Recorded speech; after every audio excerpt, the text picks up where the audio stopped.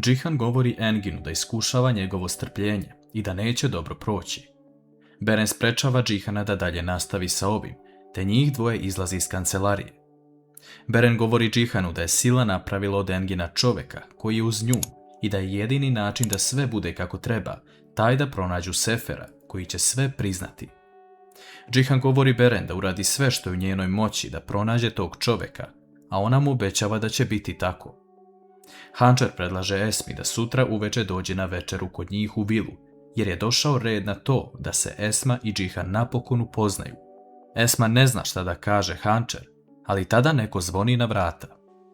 Esma otvara, to je komšinica koja je donijela hranu za Alije kao poklon. Esma govori da oni nisu kod kuće, te se zahvaljuje, a Sila slučajno polomi čašu u Esminoj sobi. Hančar ulazi da vidi šta se desilo, dok je Esma na vratima sa komšinicom. Sila gleda u Hančar i zamišlja kako je se rešava jednom zauvek, ali ipak odlučuje da ostane smirena i bude iza vrata. Esma ulazi u sobu i govori Hančar da će to ona kasnije pokupiti. Hančar ubrzo odlazi, govoreći Esmi da je sutra očekuje na večeri i da je veoma uzbuđena zbog toga. Ona kasnije zove Džihana na telefon da ga obavesti da je Esma čak oprostila i Čemilu za to kakav je bio prema njoj i da će sutra doći na večeru. Džihan zastane tada i razmišlja kako će Hančar reagovati kada sazna da joj je Esma majka. Prelazimo na jednu smešnu situaciju u vili. Gulsum se dogovorila sa Derijom da rade sve što je u njihovoj moći kako bi Olga napustila vilu. Gulsum uzima namjerno drugačije odelo i stavlja u veš mašinu kako bi se sve ofarbalo u drugu boju. To se i dešava, a Olga, nakon što Hančar dođe, se izvinjava na ovom propustu, govoreći da joj se može odbiti od plate. Hančar se nasmeje i govori Olgi da je sve u redu, a Gulsumin i Derin plan ne prolazi. Metin i Mukader se vraćaju kući, a Sinem ih dočekuje. Mukader govori da će otići u svoju sobu i neće dolaziti na večeru. Sinem pita Metina da li želi da mu skuva kafu, a on se okreće, govoreći da će biti u svojoj kancelariji i da ga niko ne ometa. Sila priča sa svojom majkom o današnjoj važnoj temi, da Sila zapravo ima brata i sestru. Sila pokušava da dođe do svog plana na način koji najbolje zna, a to je da govori da je sve u redu, dok ona kontroliše sve. Sila kaže Esmi da se obradovala nakon što je čula ovo, te odlazi u sobu i kreće da raspakuje Esmine stvari. Sila govori Esmi da neće ići nigde, jer mora da ujedini svoju decu i da je to jedini zadatak sada. Esmi je drago što je Sila podržava, ali ona ne zna šta Sila sprema. Uveče, Džihan dolazi u sobu kod Hančar i Efehana i njih troje uživaju kao prava porodica. Džihan u jednom trenutku govori Hančar da već nekoliko dana ima jedan san i izvadi iz latice nacrt kuće za njih troje. On objašnjava Hančar sve oko ovog nacrta, a ona se jako obraduje jer napokon mogu imati svoj mir. Olga dolazi zove Džihana i Hančar na večeru, te njih dvoje odlaze u dnevni boravak. Po dolasku tamo oni vide da nema Metina i Mukader. Sinem govori da su danas išli na doručak i da od tada niko od njih nije sišao sa sprata. Džihan ovo postaje sumnjivo, ali ne može da zna da li je to dobro ili loše. Hančar govori pred svima da će sutra uveče Hasret doći na večeru, a Sinem govori da bi to trebala reći Mukader, jer zna kakva je ona. Džihan govori da ovo također Hančarina kuća i da ima pravo da pozove bilo koga za gosta. Esma i Sila večeraju, a Sila vidi da je Esma zamišljena.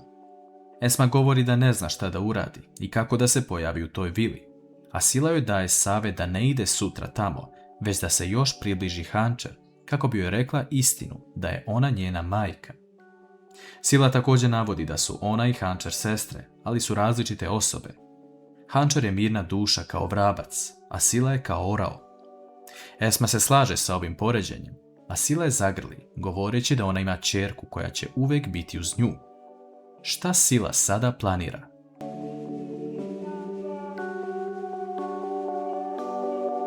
Noć protiče mirno na svim stranama.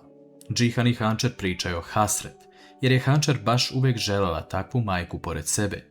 Džihan razmišlja da ova tajna može uticati mnogo na posljedice koje će se desiti, ali oni tek ne znaju šta slijedi. Sila i Esma pričaju u sobi, jer Sila želi da otkrije nešto više o svom bratu i sestri. Ovo jeste Silin plan da bude bliža Esmi, ali da li se može probuditi empatija u Sili? Esma pokazuje stvari od Cemile i Hancher, a Sila razmišlja kako je ona živjela život u zatvoru kada se rodila i da nije mogla iskusiti majčinsku ljubav napolju.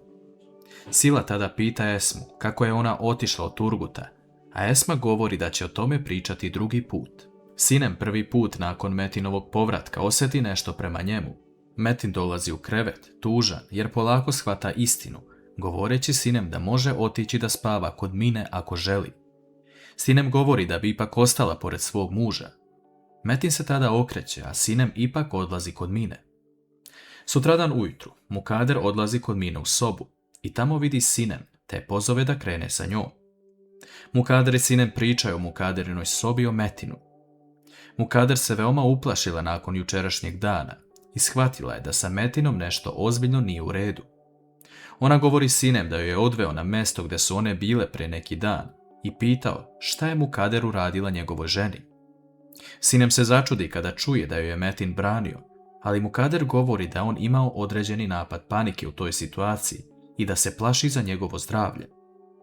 Mukader tada govori Sinem da je otišla kod njegovog doktora i dobila tablete koje će uticati na njegovo ponašanje i daju se samo određenim pacijentima. Mukader daje Sinem te tablete kako bi stavila Metin u hranu ili piće, ali Sinem to ne smije da uradi, jer će je Metin opet kazniti. Mukader pita Sinem šta je to Metin već uradio, ali Sinem ne želi ništa da odgovori. Metin razmišlja o tome kako svi igraju igre protiv njega i da Sinem nikada više neće imati isti položaj u njegovom životu i da on više nikada neće biti isti prema njoj. Mine dolazi kod Metina u sobu, govoreći da želi da se igraju traženja njene majke Sinem, jer jutros nije bilo u krevetu. Njih dvoje kreću ruku pod ruku da traže Sinem, ali na hodniku sretnu Džihana, Hancher i Efehana. Mine govori da oni traže njenu majku, a Hancher, nakon što Metin i Mine odu, pita Džihana da li je to opet Metin nešto uradio sa Sinem. Džihan govori da ako je tako, shvatit će ovo ozbiljno, ali njih dvoje odlaze u dnevni boravak. Mukader govori Sinem da je pogrešno postupila prema njoj i da ona ni sama ne bi bila u istoj prostoriji sa Metinom.